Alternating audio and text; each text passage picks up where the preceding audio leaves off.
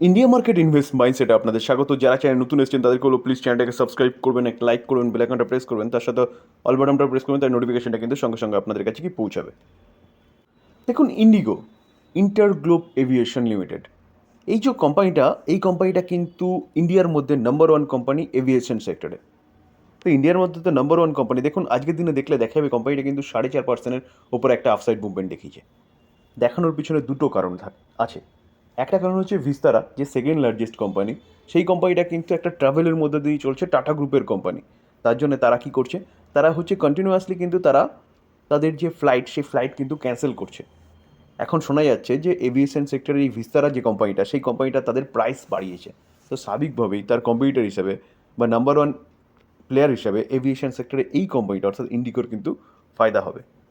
এটা গেল first news. আরেকটাও নিউজ কিন্তু পাওয়া যাচ্ছে, চলুন সেটা কোন নিউজ পাওয়া যাচ্ছে দেখি। দেখুন, ইন্ডিগো হচ্ছে ভারতের মধ্যে নাম্বার ওয়ান কোম্পানি এভিয়েশন সেক্টরে, সেটা একটু আগে আমি বলেছি। তো এখন দেখা যাচ্ছে এই কোম্পানিটা ওয়ার্ল্ডের থার্ড লার্জেস্ট কোম্পানি এভিয়েশন সেক্টরে। ঠিক আছে, কী করে? মার্কেট ক্যাপিটালাইজেশন অনুযায়ী। তো কোম্পানিটা কিন্তু মার্কেট ক্যাপ অনুযায়ী ওয়ার্ল্ডের থার্ড লার্জেস্ট কোম্পানি হয়ে গেছে। কেন কোম্পানি? এই ইন্ডিগো। তো কোম্পানি ভালো পারফরমেন্স করছে বলে ব্রোকারেজ যেসব ফার্মগুলো রয়েছে তারা কিন্তু বাই রেটিং দিচ্ছে। দেখুন, ইউবিএস সেড কি বাইরে কল দিচ্ছে এই স্টকটার ওপরে। দেখুন, আইসিআইসিআই সিকিউরিটিস কি বলছে, হোল্ড এবং বুলিশ আউটলুক তারা কিন্তু এই কোম্পানির মধ্যে দেখছে। দেখুন, আমি একটু আগে বললাম যে ডোমেস্টিক মার্কেটের এই কোম্পানিটা হচ্ছে নাম্বার ওয়ান কোম্পানি। তো আমরা কিন্তু ডোমেস্টিক মার্কেটের ডেটা বের করেছি, যেখানে আমরা দেখতে পাচ্ছি কি দেখুন, ইন্ডিগো ইন্ডিগো হচ্ছে এই কালারটা নিয়ে রয়েছে। তো সেই জায়গায় দাঁড়িয়ে টোটাল এভিয়েশন মার্কেটের কিন্তু ইন্ডিয়ার মধ্যে 58.8% ক্যাপচার করে রেখেছে কে? ইন্ডিগো। তারপরে কি আছে? তারপরে হচ্ছে ভিস্তারা। ভিস্তারা কতটা রয়েছে? দেখুন, ভিস্তারা হচ্ছে 10% রয়েছে। তাহলে বুঝতে পারছেন তো যে ইন্ডিগো যেখানে 58.8% মার্কেট ক্যাপচার করে রেখেছে, এখানে ভিস্তারা হচ্ছে অনলি ফর 10.4% মার্কেট ক্যাপচার করে রেখেছে। তারপরে যদি দেখেন যে এয়ার ইন্ডিয়া এবং এয়ার এশিয়া, এই দুটো কিন্তু হচ্ছে গিয়ে কি, এই দুটো টাটা গ্রুপের এখন কোম্পানি। তো ভিস্তারা বলুন, এয়ার ইন্ডিয়া এবং এয়ার এশিয়া হচ্ছে টাটা গ্রুপের কোম্পানি। তারা টোটাল মিলিয়ে কতটা মার্কেট ক্যাপচার করে রেখেছে? দেখুন, এয়ার এশিয়া কতটা রয়েছে? এয়ার এশিয়া অনলি ফর হচ্ছে 4.6, এবং ভিস্তারা কতটা রয়েছে? 10.4, আর 8.4 হচ্ছে এয়ার ইন্ডিয়া। তাহলে দেখলে দেখা যাচ্ছে কিন্তু অ্যাপ্রক্সিমেট বলা যেতে পারে total tata group 23% market capture করে রেখেছে ডোমেস্টিক মার্কেট, যেখানে ইন্ডিগো একাই 58.8% ক্যাপচার করে রেখেছে। দেখুন, আমরা যদি কোম্পানিটার 5 দিনের রিটার্ন দেখি, দেখুন 5 দিনে দেখলে দেখা যাবে কিন্তু 9%। আমরা যদি 1 মাসের রিটার্ন দেখি দেখলে দেখা যাবে 18%। আমরা যদি 6 মাসের রিটার্ন দেখি দেখলে দেখা যাবে কোম্পানিটা 50%। আমরা যদি 1 বছর রিটার্ন দেখি তাহলে দেখলে দেখা যাবে 1 বছরে কোম্পানিটা কিন্তু ডবল বানিয়ে দিয়েছে। তো সেরকম কোম্পানি নিয়ে কথা বলছি, আর এই কোম্পানিটা কিন্তু আরও বেশি স্কোপ আছে। কেন? কারণ ভারতের মার্কেট কিন্তু আরও বড় হচ্ছে, এয়ার মার্কেট বা এভিয়েশন মার্কেট বলতে পারেন। কারণ কি, বিভিন্ন জায়গায় নতুন নতুন এয়ারপোর্ট তৈরি হচ্ছে, নতুন যোগাযোগ ব্যবস্থা উন্নত হচ্ছে, এবং মানুষের মধ্যে এখন প্রবণতা দেখা যাচ্ছে এয়ার ট্রাফিকের মাধ্যমে যাতায়াত করার। তো সেই জায়গায় দাঁড়িয়ে এই যে কোম্পানিটা, এই কোম্পানিটা অনেক দূর পর্যন্ত যেতে পারে। নাম্বার ওয়ান কোম্পানি ভারতের বা ডোমেস্টিক মার্কেটে। তো এখন দেখা যাচ্ছে এই কোম্পানিটা কিন্তু ওয়ার্ল্ডের third largest company as per market cap অনুযায়ী কিন্তু হয়ে গেছে ইন্ডিগো। তো এই কোম্পানিটা কিন্তু চিন্তাভাবনা করতে পারেন লং টার্ম ইনভেস্টমেন্টের জন্য। দেখুন, আমরা যদি কোম্পানিটার মার্কেট ক্যাপ দেখি মার্চ 2024, তাহলে 57.3% স্টেক রেখে হোল্ড করছে প্রোমোটার। ফরেন পোর্টফোলিও ইনভেস্টার 23.7, এবং ডোমেস্টিক ইনস্টিটিউশন ইনভেস্টার কিন্তু 15.1, এবং দেখুন পাবলিক দেখুন অনলি ফর 4%। তাহলে এফআইএসডিআইএস প্রোমোটার কিন্তু 96% স্টেক হোল্ড করছে। কেন হোল্ড করছে? কারণ সবচেয়ে বেশি খবর কিন্তু প্রোমোটার, তারপরে এফআইএসডিআইএসের কাছে থাকে। আর এরা হচ্ছে যেসব কোম্পানিগুলোতে স্কোপ আছে আফসাইড পোটেনশিয়ালের, সেই সব কোম্পানিগুলোতে কিন্তু মানে ভরে থাকে বা দখল করে থাকে বলতে পারেন। তা আমরা যদি ইনস্টিটিউশন ইনভেস্টারের মধ্যে দেখি, দেখুন মিউচুয়াল ফান্ড কতটা রয়েছে? প্রায় 12.5%। 35টা মিউচুয়াল ফান্ড রয়েছে। এসবিআই একাই কিন্তু 2.5%-এর ওপরে, আইসিআইসিআই 2.5%-এর কাছাকাছি, কোটাক 1.717% স্টেক হোল্ড করছে। ফরেন পোর্টফোলিও ইনভেস্টার 22.80, 674টা ফরেন পোর্টফোলিও ইনভেস্টার রয়েছে। তার পাশাপাশি যদি দেখি তাহলে গভর্নমেন্ট অফ সিঙ্গাপুরও রয়েছে 1.84%, ইন্স্যুরেন্স কোম্পানি কিন্তু রয়েছে কত 1.66%। কেন রয়েছে? কারণ তাদের কাছে ইনফরমেশান বেশি থাকে এবং তারা ভালো ভালো কোম্পানিগুলো কিন্তু ক্যাপচার করে রাখে বলতে পারেন। তো এটাই কিন্তু সঠিক সময় এই কোম্পানিটা বাই করার, যেই কোম্পানিটা কিন্তু ভালো ভবিষ্যৎ লক্ষ্য করা যাচ্ছে। ভারতী এয়ারটেল, দেখুন এই কোম্পানিটা টেলিকম সেক্টরে এখন দুটো কোম্পানি রয়েছে, আমরা সবাই জানি। মেন বলতে পারেন মজবুত, আরও রয়েছে বিএসএনএল রয়েছে, ভোডাফোন আইডিয়া রয়েছে, তারা কিন্তু প্রায় অস্তমিত। যদিও গভর্নমেন্ট তাদের চেষ্টা করছে সেগুলোকে আরও বাঁচিয়ে রাখার, কারণ এয়ারটেল এবং জিওর যে ডিওপলি বিজনেস, সেই ডিওপলি বিজনেসটাকে খতম করার জন্য। তো এই যে কোম্পানিটা এয়ারটেল, এই কোম্পানিটা দেখুন আজকের দিনে দেখলে দেখা যাবে কোম্পানিটা কত 2%-এর ওপর একটা আপসাইড মুভমেন্ট দেখিয়েছে। আমরা যদি প্রিভিয়াস রিটার্ন দেখি তো কোম্পানিটার 1 বছর রিটার্ন দেখলে দেখা যায় কোম্পানিটা 58% রিটার্ন দিয়েছে। আমরা যদি কোম্পানিটার 5 বছর রিটার্ন দেখি তাহলে 5 বছর রিটার্ন দেখলে দেখা যায় কোম্পানিটা 5 বছর 300% রিটার্ন দিয়েছে। মার্কেট ক্যাপ দেখবেন কত, মার্কেট ক্যাপ হচ্ছে 7.29 লাখ কারোর হচ্ছে কোম্পানিটা, যেই কোম্পানিটা 5 বছরে 300% মানে মিড ক্যাপকেও কিন্তু হার মানিয়ে দিয়েছে। তো এই কোম্পানিটা কিন্তু ভালো একটা নিউজ পাওয়া যাচ্ছে। চলুন আগে নিউজটা দেখে নিই।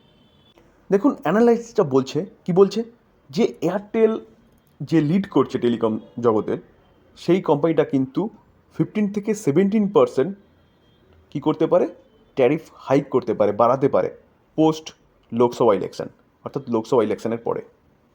দেখুন শেয়ার হোল্ডারদের জন্য খুবই ভালো কথা যে কোম্পানি তার ট্যারিফ বাড়াবে মানে কোম্পানির ইনকাম বাড়বে, যেটা কোম্পানিগুলো কন্টিনিউয়াসলি করে আসছে, যেহেতু কোম্পানিগুলোর মধ্যে ডিওপলি বিজনেস চলছে, এয়ারটেল বলুন আর জিও বলুন। তো এই দুটো কোম্পানি কিন্তু কন্টিনিউয়াসলি তাদের ট্যারিফ বাড়িয়ে যাচ্ছে। কোম্পানিগুলো ট্যারিফ বাড়াবে মানে কোম্পানিগুলোর কিন্তু প্রফিট বাড়বে, রেভিনিউ বাড়বে, আলটিমেটলি কোম্পানির ভালো হবে বা কোম্পানির শেয়ার হোল্ডারদের ভালো হবে। সাধারণ মানুষের কিন্তু গেল, কারণ সাধারণ মানুষের ওপর যদি আবার 15-17% ট্যারিফ বাড়ে, যদি এয়ারটেল বাড়ায় তাহলে জিও বাড়াবে, এয়ারটেল যদি 15-17% বাড়ায় তাহলে জিও অ্যাটলিস্ট 10-15% বাড়াবে। তো সেই জায়গায় দাঁড়িয়ে মানুষের পকেটে কিন্তু আবার চাপ আসছে। যাই হোক, আমরা যেহেতু কোম্পানি নিয়ে আলোচনা করছি সেটা নিয়ে আগে দেখি। দেখুন after general election around July থেকে অক্টোবরের মধ্যে ভারতী এয়ারটেল কিন্তু তাদের এই হাইকের তাও করতে পারে। কত পার্সেন্ট? 15-17%। তো স্যার যদি ট্যারিফ বাড়ায় তাহলে কিন্তু এই কোম্পানিটা আরও রকেটের মতন ছুটবে। আজকে এই খবরটা পাওয়া যাচ্ছে, সেখানে কিন্তু আজকে কোম্পানিটা 2%-এর উপরে আফসাইড মুভমেন্ট দেখিয়েছে। তো আমি একটু আগে বললাম যে ট্যারিফ বাড়ালে কোম্পানির রেভিনিউ বাড়বে, প্রফিট বাড়বে। তো রেভিনিউ প্রফিট বাড়লে কিন্তু কোম্পানিটার হচ্ছে আরও রকেটের মতন ছুটবে, কারণ বিজনেস বাড়ছে বস। আমরা যদি কোম্পানিটার শেয়ার হোল্ডিং প্যাটার্ন দেখি, দেখুন ডিসেম্বর 2023 54.6% কে হোল্ড করছে, প্রোমোটার হোল্ড করছে, এফআইস 22.7%, ডিআইএস কিন্তু 19.7%।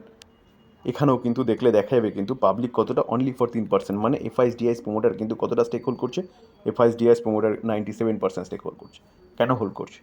কারণ এই কোম্পানিটার বিজনেসের দম আছে এবং বিজনেস যেহেতু ডিওপলি করছে, তারা তাদের ইচ্ছা খুশি মতন কিন্তু ট্যারিফ বাড়িয়ে যেতে পারে, যেখানে কিন্তু আর কম্পিটিটার নেই, আপনার কাছে চয়েসও নেই, হয় জিও নয় এয়ারটেল।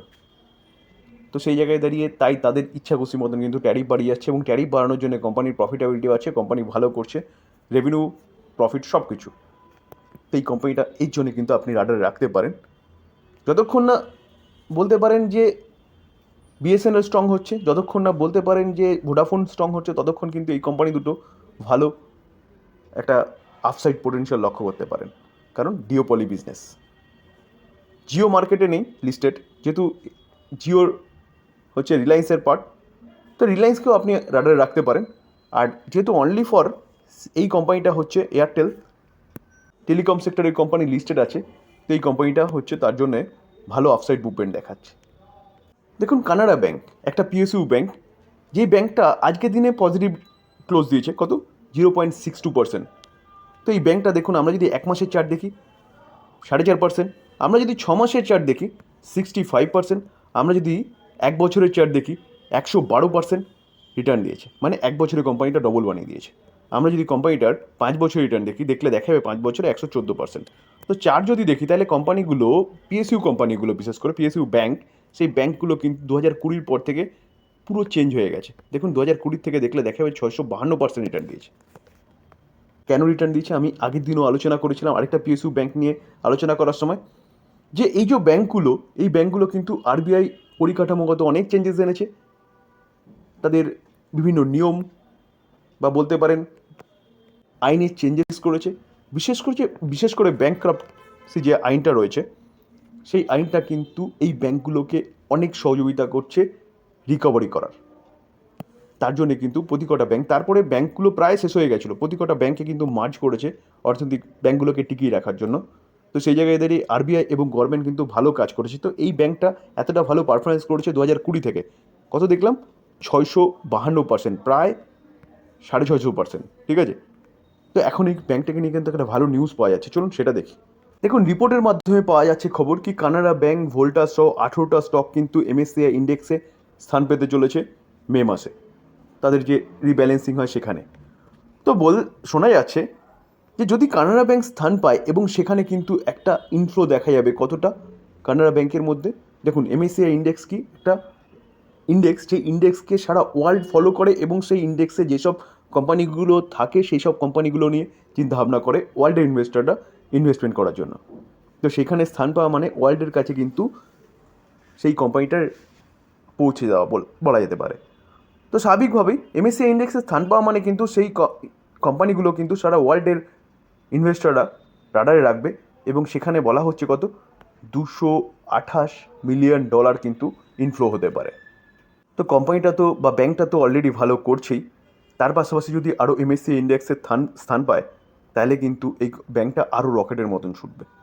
দেখুন, এই যে নিউজগুলো নিয়ে আলোচনা করলাম, এটা একদম বাই রেকমেন্ডেশন নয়, নিউজ পাওয়া যাচ্ছে ভালো নিউজ, সেগুলো নিয়ে আলোচনা করলাম। তো এটাকে স্টাডি পারপাস নেবেন, বাই সেল রেকমেন্ডেশন একদম নয়। যদি আলোচনাটা ভালো লাগে, যারা চ্যানেল নতুন এসেছেন তাদের বলবো প্লিজ চ্যানেলটাকে সাবস্ক্রাইব করবেন, একটা লাইক করবেন, বেল আইকনটা প্রেস করবেন, তার সাথে অল বাটনটা প্রেস করবেন, তার নোটিফিকেশনটা কিন্তু সঙ্গে সঙ্গে আপনাদের কাছে কি পৌঁছাবে। থ্যাংক ইউ, ভালো থাকবেন।